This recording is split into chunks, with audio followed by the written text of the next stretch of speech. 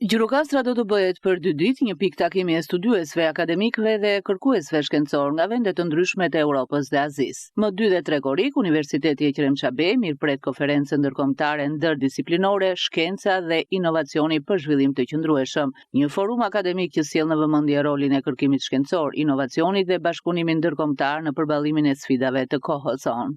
Kjo konferencë me iniciatorë Universitetin e Gjirokastrës zhvillohet në partneritet edhe mbi 10 universitetet të tjera të huaja dhe vendase që janë nga Evropa dhe nga Azia.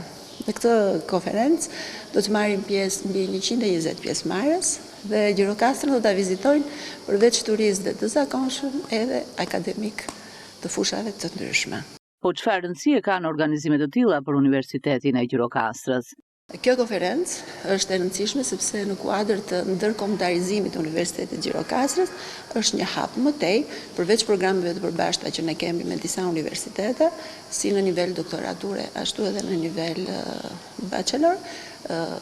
Këto partneritete shërbejnë sigurisht në ndërkombëtarizim dhe në hapjen e mundësive të reja për të zgjeruar hapësirat e kërkimit shkencor, jo vetëm në Universitetin e Gjirokastrës, por edhe në universitetet e tjera.